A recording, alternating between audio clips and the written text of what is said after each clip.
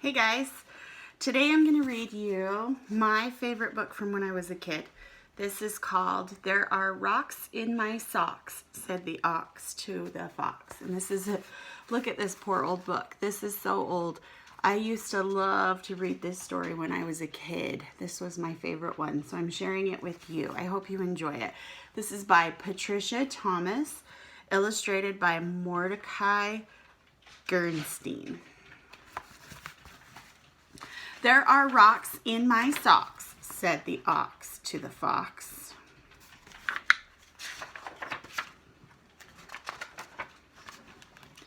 There are rocks in my socks, said the ox to the fox.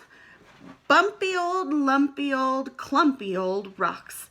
Pinchy and squinchy whenever one walks. I feel very grumpy with rocks in my socks.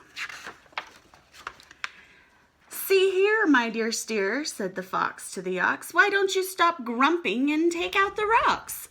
I must say I've noticed the longer one talks, the less time one has for taking out rocks. But, sir, there's no way, said the ox to the fox, to get rid of these rocks that are inside my socks. With my shoes underneath, my feet firmly on top, I see no way at all of removing the rocks. Let me think, said the fox to the ox with a wink. There must be a way to get rocks out of socks. Eureka! I have it! Just do a flip-flop. Put your legs in the air so your feet aren't on top of the rocks, which will then slide right out of your socks. It's a good thing I'm here, said the fox to the ox. Yes, indeed, you are clever, said the ox to the fox. If I do a flip-flop so my feet aren't on top, then the rocks will come tumbling right out of my socks. Flip, zip, flop, plop. Those rocks are still there. There's a tack in my back, said the ox to the fox. A prickly old, tickly old, stickly old tack. I really don't need this particular tack. If I found it was missing, I'd not wish it back. Furthermore, those rocks haven't budged from my socks, said the ox to the fox.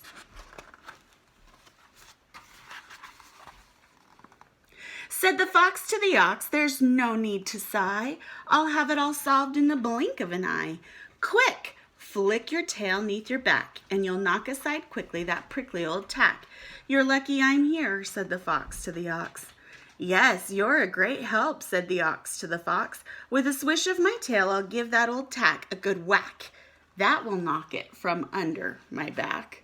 Swish, wish, whomp, thump.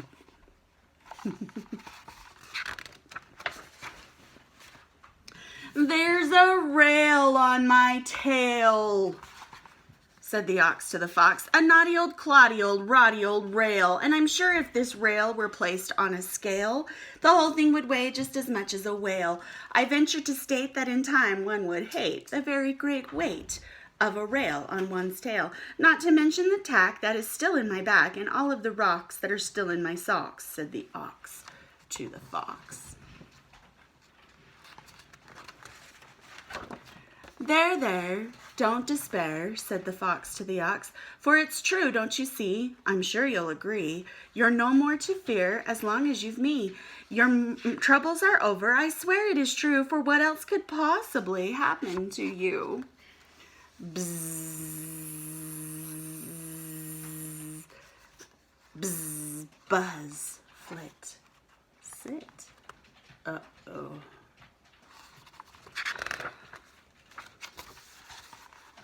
Said the ox to the fox, thank you, my friend, for your faith that my troubles will come to an end. Perhaps you are right to make light of my plight, but it seems that the end is not yet quite in sight. For here I remain with rocks in my socks and a tack in my back and a rail on my tail.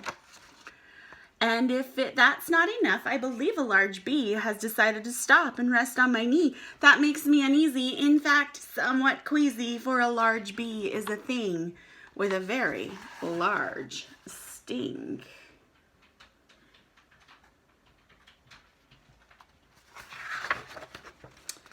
Said the fox to the ox, yes, it does seem to me you'd be much better off without that large bee. However, because I'm so clever, I instantly see a way to remove that large bee from your knee. Just be quick. Kick your toes in the air toward your nose, which will shake your knee free of that unwelcome bee. Of course, said the ox, how stupid of me. It's remarkably easy to shake off a bee. Flick, kick, zap, whap.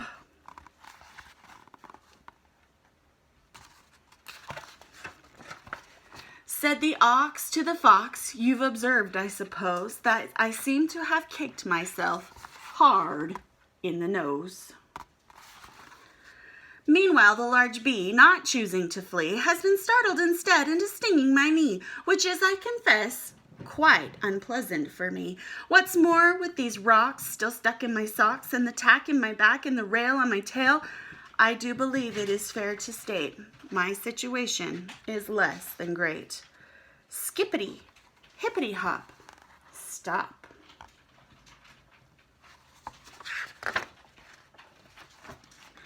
My word, said the bird. My eyes must be blurred. I've never seen anything quite so absurd. A big grown-up ox with his back on a tack and a rail on his tail and a bee on his knee gives his own nose a whack.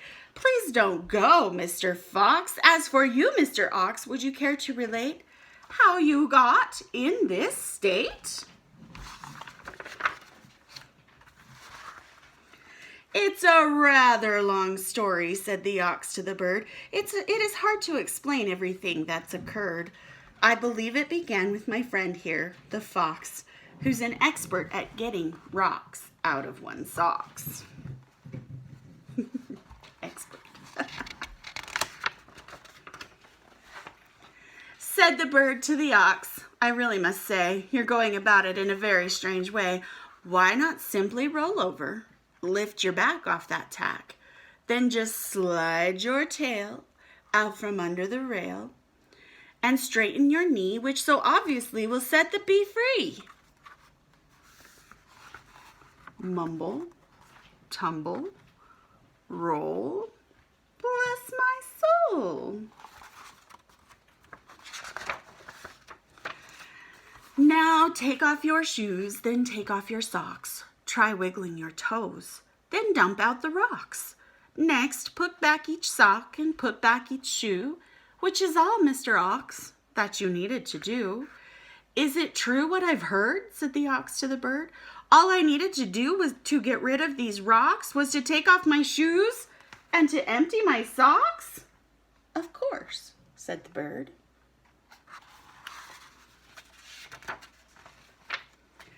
Jiggle, wiggle, bump, bump, bump, thump, whomp, lump.